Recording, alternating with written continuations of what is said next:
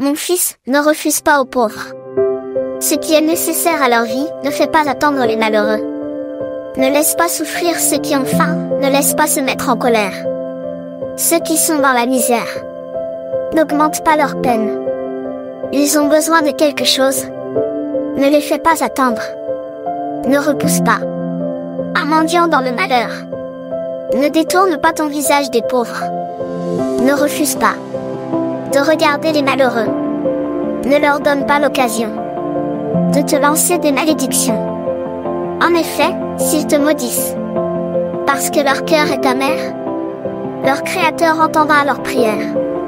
Fais-toi aimer de la communauté. Devant quelqu'un d'important, incline la tête. Écoute ce que le pauvre dit. Réponds-lui avec douceur, par des paroles de paix. Libère le pauvre des mains de celui qui l'écrase. Quand tu dois juger une affaire, n'aie pas peur. Sois comme un père pour les orphelins. Sois comme un mari pour leur mère. Alors tu seras comme un fils pour le Très-Haut. Il aura pour toi plus d'amour que ta mère. La sagesse fait la grandeur de ses enfants. Elle prend soin de ceux qui la cherchent. Aimer la sagesse, c'est aimer la vie. Ceux qui la cherchent tôt le matin seront remplis de joie.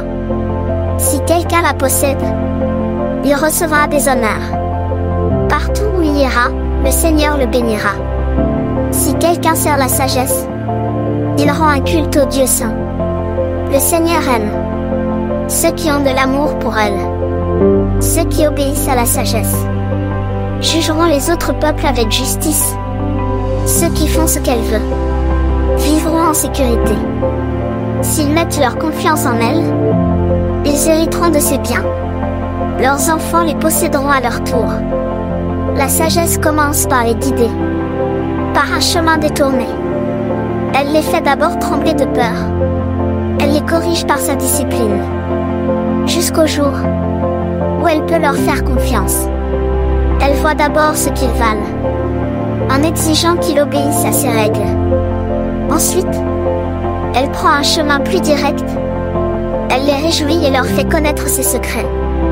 Si ces personnes s'éloignent de la sagesse, elle les abandonne. Et elle les laisse se perdre. Ne pas avoir honte de soi. Attends le bon moment pour agir, évite le mal, n'aie pas honte de toi. Il y a une honte qui entraîne au péché, et une honte qui donne honneur et faveur. Ne sois pas trop sévère pour toi-même, que la honte ne te fasse pas tomber. N'hésite pas à parler quand c'est nécessaire.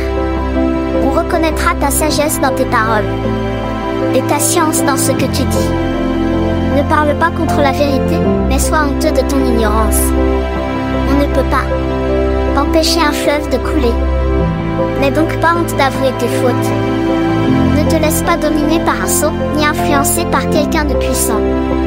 Lutte jusqu'à la mort pour la vérité, et le Seigneur Dieu combattra pour toi. Ne sois pas courageux en parole, mais paresseux et négligent dans tes actes. Ne sois pas raillant avec ta famille, bien lâche avec tes serviteurs. N'ouvre pas la main pour prendre, et ne la ferme pas quand il s'agit de rendre.